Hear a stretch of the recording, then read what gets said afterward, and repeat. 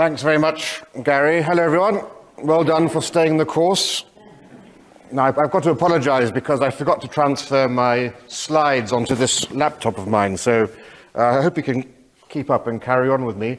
I thought that was a very good speech by Robert Adams as well, actually, and when I heard it, I was just recalling Churchill's famous words, first we shape our buildings, then our buildings shape us. And I think, beauty begets beauty, ugliness begets ugliness, and there might be possibly a link there, don't you know? Well done for organising this as well, Gary, and the NCF Locals team. I think this is an excellent event.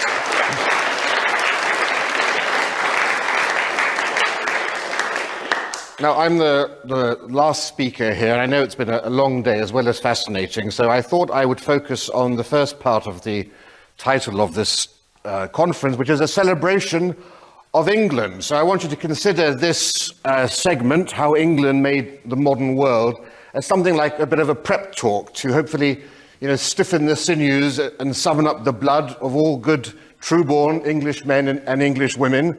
But as Flanders and Swan said, if you're not true-born, or you're not English, or you're not a man or a woman, just sit there and show some respect and listen intently.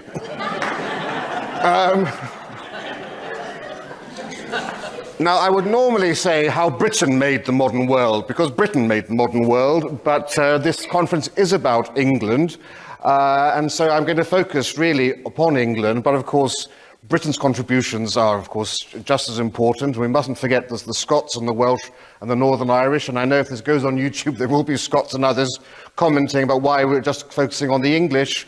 And we know, obviously, from the Industrial Revolution to the Scottish Enlightenment, all four parts of this country have played an important role. So when I say that England invented the modern world, there's no slight intended, but it is the case that the origins of many of Britain's contributions to the world actually have English origins and in fact are exclusively English in many cases. And also it seems all too often these days to be the case that the English are the only inhabitants of these islands whose celebrations of identity are positively discouraged, if not frowned on. When the Scots and the Welsh wave their saltires and their dragons, it's called progressive nationalism. When the English do it, it's racist.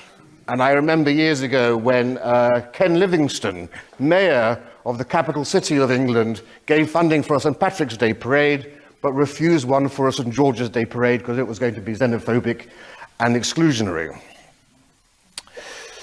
So I think, an unabashed and unashamed celebration of England just barely 3 weeks before St. George's Day is long overdue.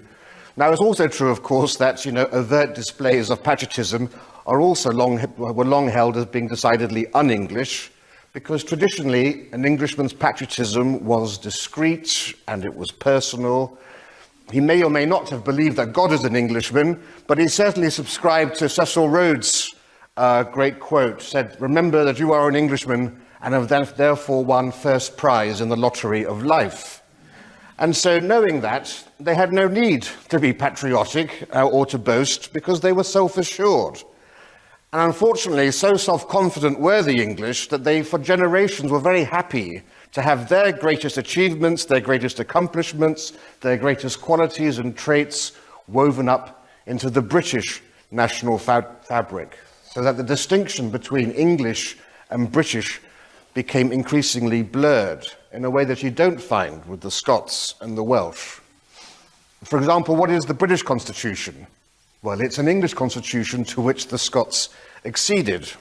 And if you go on Google and if you search for a famous figure from English history of the last 300 years, odds are they'll be described as British in a way you won't find with Scottish and Welsh figures of the past.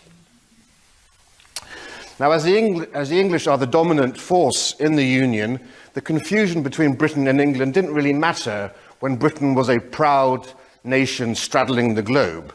But in today's era, when love of nation has been replaced by national self-loathing, I'm afraid this lack of distinction is currently is the source of one of England's greatest identity crises.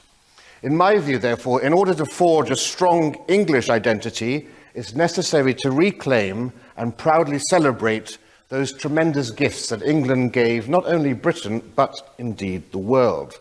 And I can't think of a more appropriate place to do that than in Salisbury and Wiltshire, which was an inspired choice of yours and the NCF Locals organisers, Gary, because not only is Salisbury Cathedral home, of course, to the finest of the 4 surviving copies of the Magna Carta, Wiltshire can justifiably claim to be the birthplace of England. And that's because the nearby town of Amesbury is the oldest continuous settlement in the country, with evidence of habitation going back 8,800 years. And of course, it's within the parish of Amesbury that you'll find England's most iconic, I suppose the great patriarch of English iconic structures, Stonehenge. Now, The Guardian, thank you. The Guardian said that Amesbury is where English history began. Not for the first time, I disagree slightly with The Guardian on that issue, but it's certainly where English history took root. And my gosh, having taken root, how it blossomed.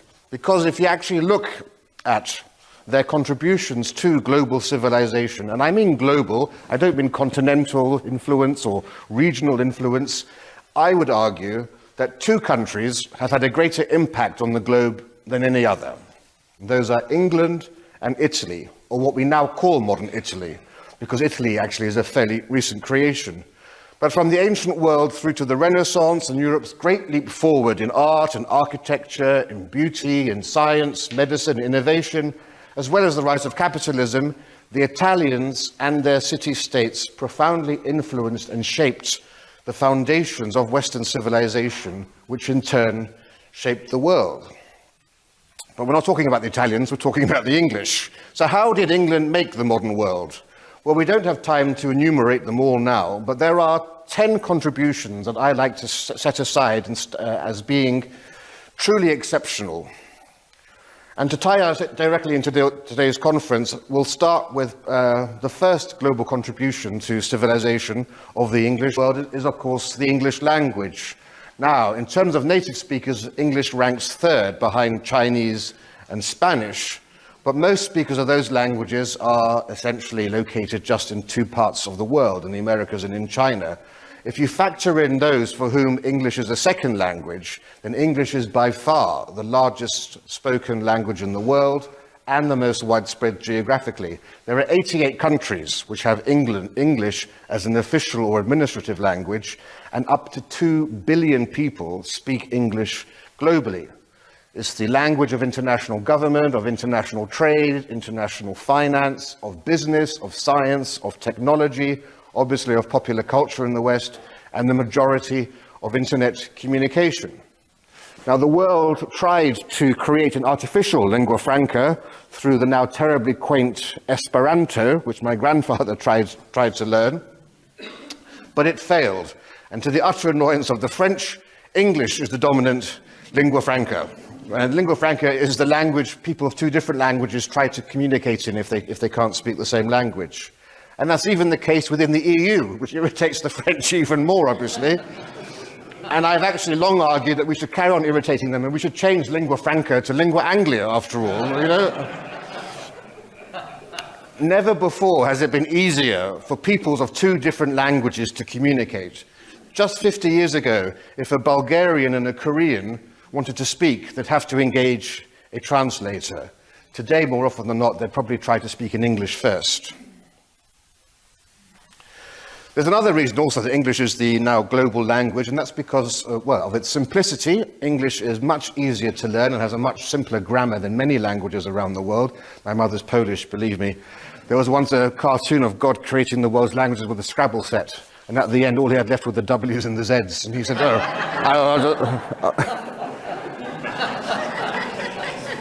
And the adaptability of the English language. You know, we have the world's largest vocabulary, and we are very good at stealing words or absorbing words from other languages, so it's extremely versatile as well.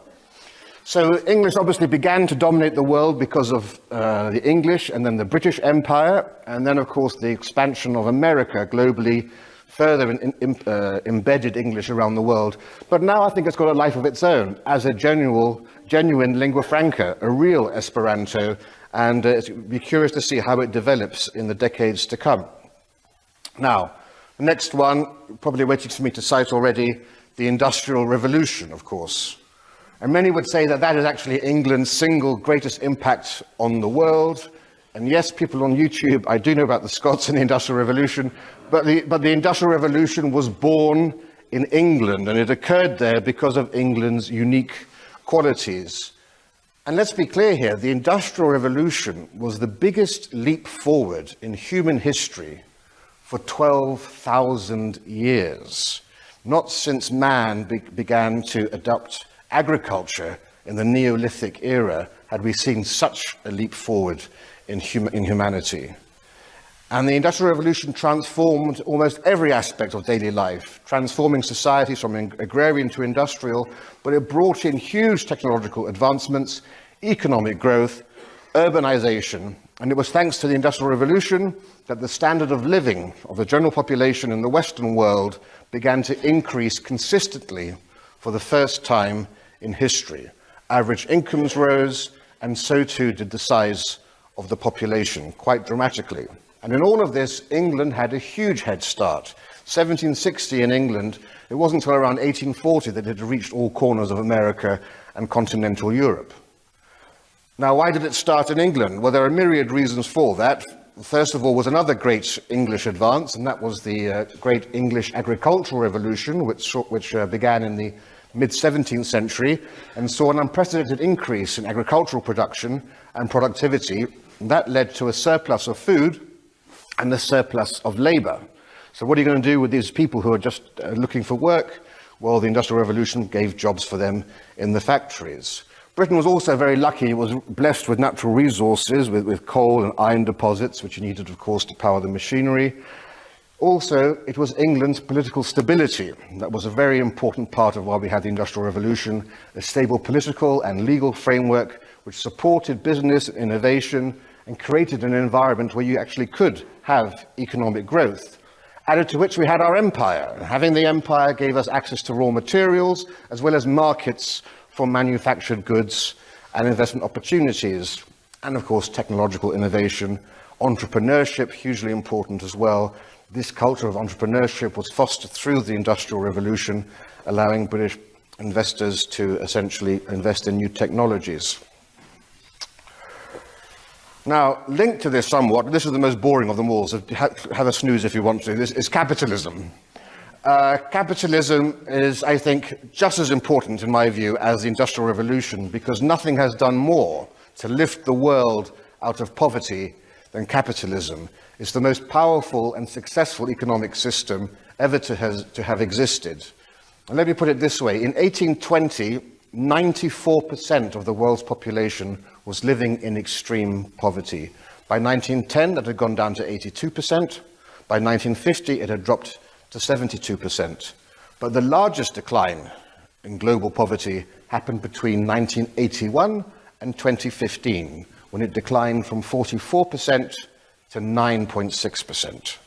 Between 1990 and 2015, 1.25 billion people around the world escaped extreme poverty. That's 50 million people a year. Now, England wasn't the first country to embrace capitalism. Capitalism in its modern form you can trace back to the Italian city-states and the emergence of agrarian capitalism and mercantilism in places like Renaissance, Florence, and so forth. Similarly, the Dutch put capitalism onto steroids during its golden age when they pioneered many of the innovations that fueled capitalism later on, development of financial institutions like the Amsterdam Exchange Bank, establishing the whole idea of a stock market where you can essentially trade stocks and modern investment banking. But the modern form of industrial capitalism was an English invention born out of the Industrial Revolution. Investing in English technologies, long-term planning and investment in manufacturing, these were central to building up British capitalism in the 19th century. The rise of the free market, again, hat tip to Adam Smith and the Scots with that. But free trade and the gold standard were promoted by England, which helped to establish a very stable and interconnected global financial system. And what happened then was that England became the center of the first ever global financial system, with London as the global hub for international trade and investment. That gave rise to something called financial state capitalism, where England's success in establishing this global financial system enabled the British state to then get involved in managing the economy in various macroeconomic ways. And then, of course, we had our huge empire and the might of the Industrial Revolution, through which Britain was able to spread capitalism globally, essentially by imposing capitalism on new markets around much of the world. And in finance too, England and the Bank of England led the way. I don't know how many of you are aware, but checks, banknotes, overdrafts, clearing houses, the modern merchant bank and the high street bank, all invented in England. Right, the next one we're going to talk about is linked again to that, and that's the British Empire. Now, yes, it is the British Empire. However, the origins are English, and indeed it was Scotland's attempt to copy the English Empire that led to it embarking upon its disastrous Darien scheme, by which it sought to establish a colony in Panama, and the failure of that is what led the Scots to try to enter the Acts of Union of 1707. And whilst the Scots did play a hugely important role in the expansion of the British Empire, the empire was the means by which England's greatest gifts, including those we've discussed today, were exported globally. English liberty and democracy, the Westminster model, the Industrial Revolution, capitalism, the railways, everything you want to talk about. Without the British Empire, England would not have made the modern world to the same degree. Similarly, the British Empire saw the greatest leap forward in the lives of colonial subjects. Medicine and hospitals, education through schools and universities, the infrastructure, the railways, the roads, the sewage systems, creating military, creating a civil service. The police, remember also the first modern police forces are English, the London Marine Police Force and the London Metropolitan Police Force. And crucially also, the outlawing of abhorrent cultural practices. It was the British who banned suttee, the burning of Hindu widows on the funeral pyres of their husbands. It was the British who outlawed infanticide in India, the murder of young girls, who allowed Hindu widows to remarry. It was the British who stopped the headhunting in New Zealand, who tried to stop SGM in East Africa. And of course, the enforcement of the end of slavery, because remember, there were more slaves kept in Africa by other Africans than were ever transported over the ocean, and it was the British government, along with the French, who had to actively enforce an end to the slave trade in Africa, because Africans were actually some of those who were most vehemently opposed to the end of the slave trade. Right, next one, we have the railways and also urban mass transit. So England is the birthplace of the railways. And again, to all the Cornish nationalists, I do know the first locomotive was invented by a Cornishman, but I'm still pretty sure he's English as well. Now, railways obviously revolutionized the world. They led to standardized time within Britain, but also within each nation that adopted the railways. They needed to run trains according to set timetables. Perhaps most importantly, they united nations. They helped to connect different parts of countries, contributing to the development of national identity and unity. Without the railways, it's hard to imagine India having come into existence in the way that it did. The Trans-Canada Railway was critical to Canadian Confederation, and likewise, it was railways that enabled the Americans to fulfill their manifest destiny. Economically, it reduced transportation costs, which of course also stimulated economic and industrial growth. It lowered prices for goods, which also stimulated customer demand. But importantly, it improved people's diet, because perishable foods could now be moved quickly around the country. Fish, vegetables, dairy products could now reach the market while they were fresh. They also opened up new national and international markets, and the railways led to urban growth and development, helping to connect cities and industrial centres. We saw population growth coming as a result, and urbanisation. Similarly, mass transit transformed urbanisation and created today's modern cities. the invention of the London Underground, the world's first underground mass transit system, paved the way for the megacities of today, and of course London was the world's first megacity. It was the London Underground that enabled the development of suburbia far from the centre of town, because before that it was impossible to work in town and live beyond a couple of miles away. And today most of the world's population live in cities where they depend on that very same mass transit. Politically, the railways were important because they helped to spread political ideas. Activists could travel the country, political pamphlets could be spread around the nation as never before. Similarly, in response to that, quite often, the government could actually send troops by railway, which they couldn't before, to quell rebellions and so forth much faster than was previously possible. And then you had the social and cultural impact of the railways that led to people leaving their hometown, leaving their regions for the first time and travelling the length and breadth of the country. That led to a breakdown in stereotypes as they intermixed with people from very different communities. You had, for the first time, people going on leisure holidays, the rise of tourism, of the tourism industry. National newspapers could be delivered on the same day or at least weekly, which meant for the first time people were finding out about events almost as soon as they happened. It was the beginning of our current global village. And national sports could be organised, because now finally sports teams could actually go and compete against one another. Now, the next global contribution to civilization of the English, and that's liberty and the rights of Englishmen, as it used to be known. As one 19th century writer said, "Our liberty is neither Greek nor Roman, but essentially English. It has a character of its own, a character which takes a tinge from the sentiments of the chivalrous ages and which accords with our peculiarities, our manners, and our insular position." English liberty is different from the traditional idea of Greek and Roman liberty, which are focused much more on civic participation and the absence of domination.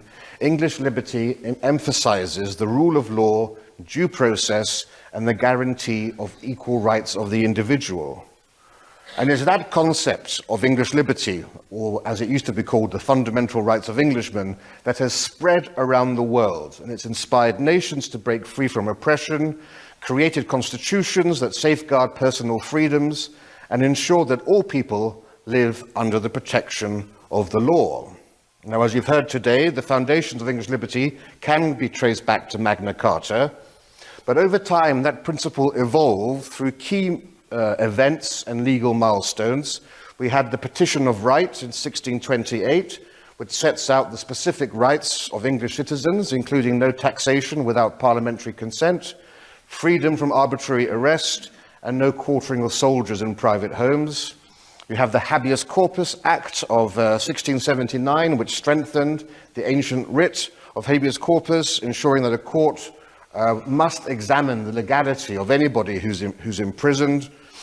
Then, of course, there was famously the Bill of Rights, which came around at the end of the Stuarts' reign, which significantly limited the rights of the monarchy, prevented them from suspending laws or levying taxes without parliamentary consent, or indeed maintaining a standing army during peacetime. Then you get parliamentary supremacy. That was the act which essentially made Parliament the supreme lawmaking source of the country, not the monarchy. And the Bill of Rights also, of course, guaranteed civil liberties and rights, including freedom of speech and debate in Parliament, the right to petition the government, and the right to bear arms for self-defense, something which we've lost over here, but remains in America, which is an inheritor of much of that, as well as protection from bails, fines, and cruel and unusual punishments. And I mention America importantly because the most profound achievement of English liberty wasn't what happened within England necessarily, but the fact that it was exported globally. It transcended national boundaries. In 1608, there was a very famous law case called Calvin's case, which determined that Scots, born after King James VI and I united the two kingdoms, Scots were therefore eligible for English rights and for English liberties. And that had a very far-reaching concept, because the Americans then latched on to this idea of the rights of Englishmen, even though they were living in America. The colonists of the 13 colonies, who of course were Englishmen, as I like to say, a band of Englishmen throwing off a German king. The colonists in the 13 colonies believed that they were entitled to exactly the same legal rights as was the case for their brethren in Britain. Tensions began to rise, obviously, over the issue of taxation without representation in the House of Commons, a violation of their English liberties. The Magna Carta and all the things I've just described to you, those were driving forces pushing the Americans towards independence. And of course, many people in England were also sympathetic to the cause. People like John Wilkes and other Whig politicians supported the American Revolution because they saw that those English liberties were being threatened in the colonies. And what did the US Constitution do then? It formalized the rights that the British government had refused to extend to the colonies. In fact, one of the founding fathers, George Mason, said, "We claim nothing but the liberty and privileges of Englishmen in the same degree as if we had continued to live amongst our brethren in Great Britain." Right, the next one is also connected to liberty, and that's England's status as the other birthplace of democracy. Greece obviously is the home of democracy, but England can justifiably claim to be the birthplace of the two forms of democratic government that dominate in the world today.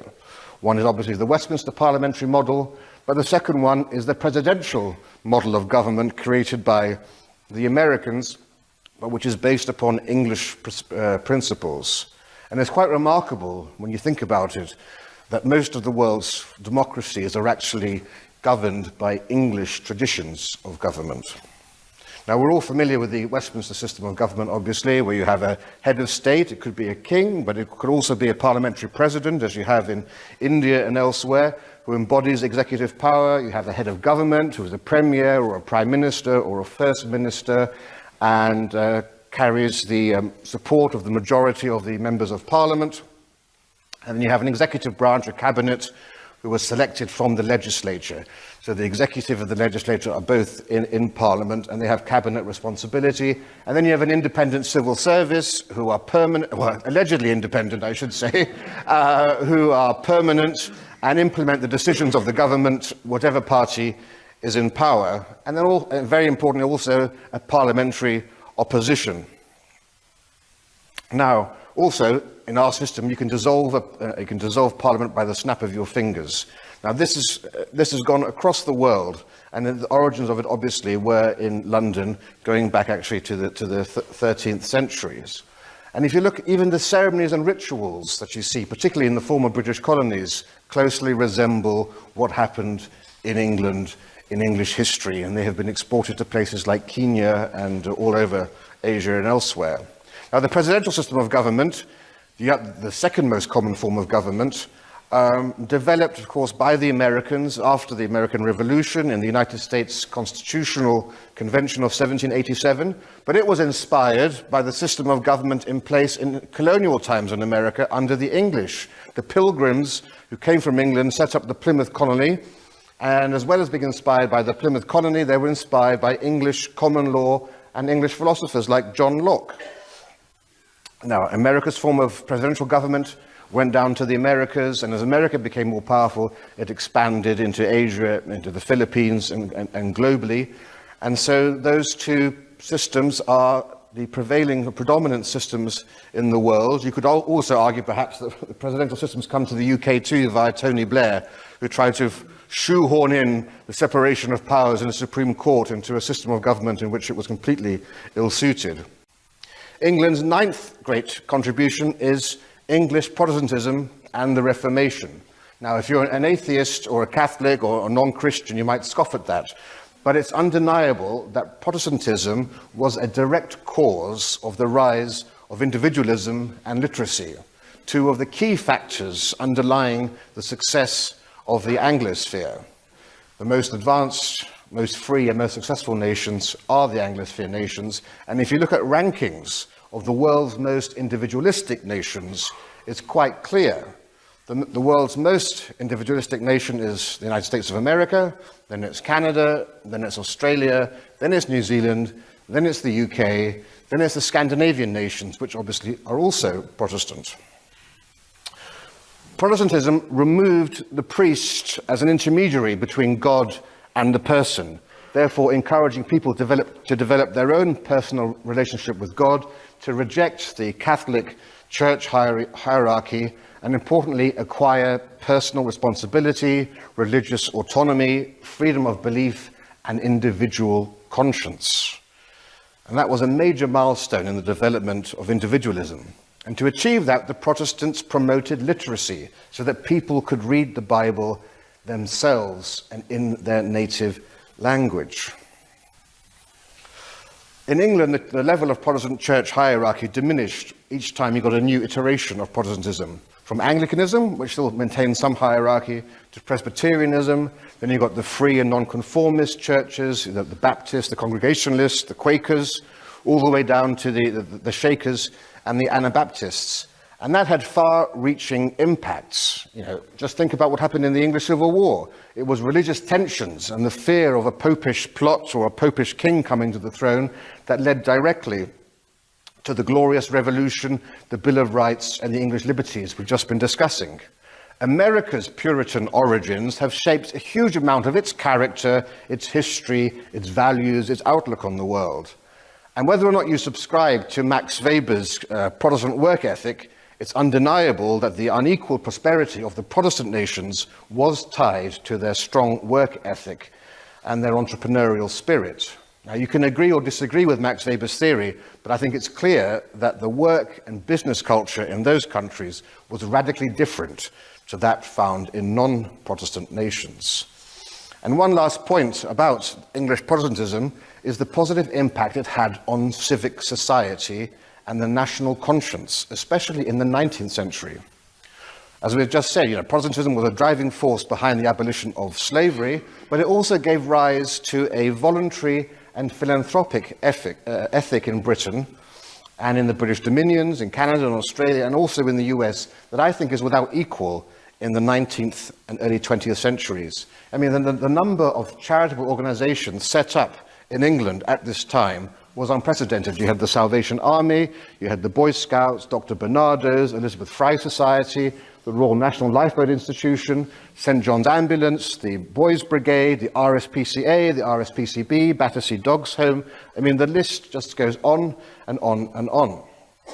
That is something which you don't find equaled in any other culture at that time, and that was exported around the Anglosphere thanks to their English inheritance. And now you'll be relieved to know we're at number 10, and how England made the modern world, and it's sport. Now, sport you may think is a rather frivolous topic to add in there, but actually it is a vital part of England's contribution to global civilization.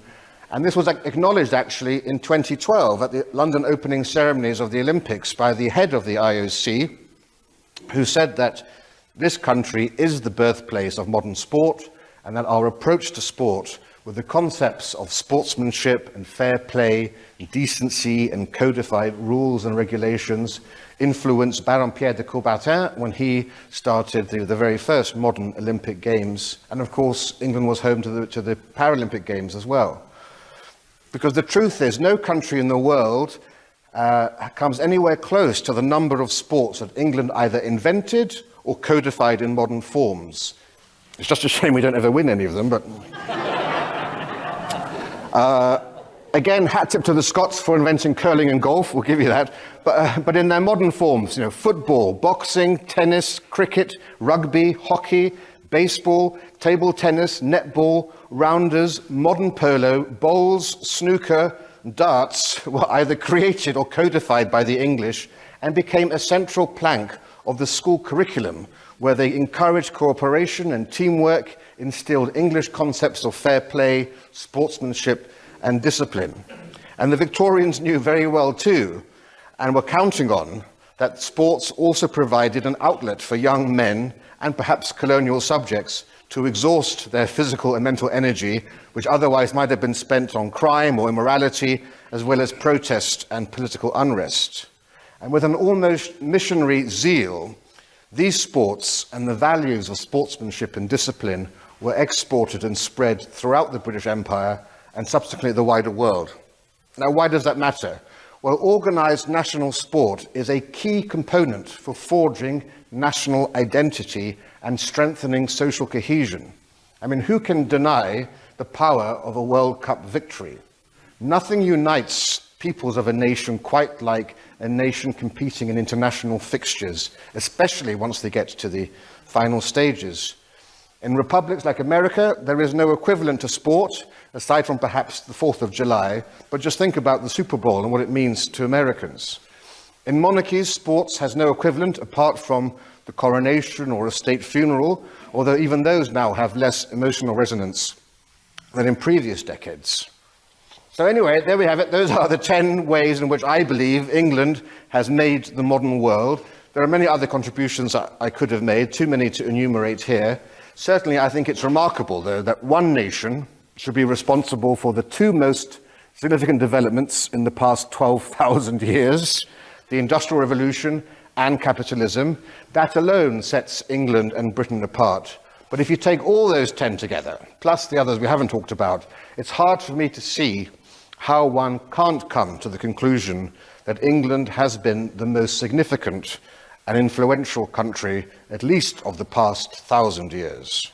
Now, we live in an era where our culture and our history are under sustained attack. Almost every day we see another story that seemingly sets out to demoralize the English and the British people by undermining our heritage, undermining our identity, and indeed all that we hold dear. We see our heroes are denigrated, our statues are pulled down, streets and buildings are renamed. We're told that this nation has no reason to be proud because it's achieved nothing, and along with the West, it is the root of all evil. I hope I've demonstrated that they couldn't be further from the truth. So let me leave you. I started with Churchill, I'll end with Churchill. One of my favourite sayings of Churchill is quite simply, "There is a forgotten, nay, almost forbidden word, which means more to me than any other. That word is England." Thank you.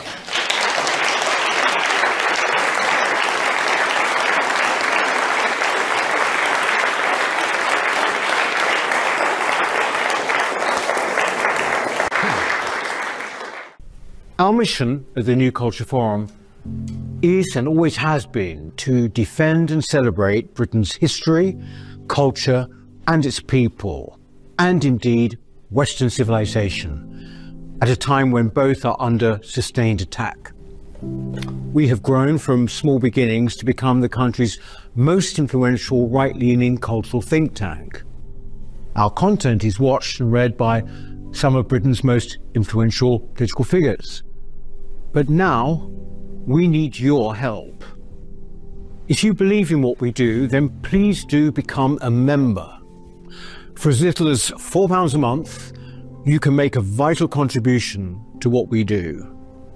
As a member of the NCF family, you will help ensure that we can continue to produce quality content online, such as our 3 weekly programs, Whittle, which is our flagship interview show, Newspeak, our panel discussion show, and Deprogrammed, which is targeted at Britain's youth.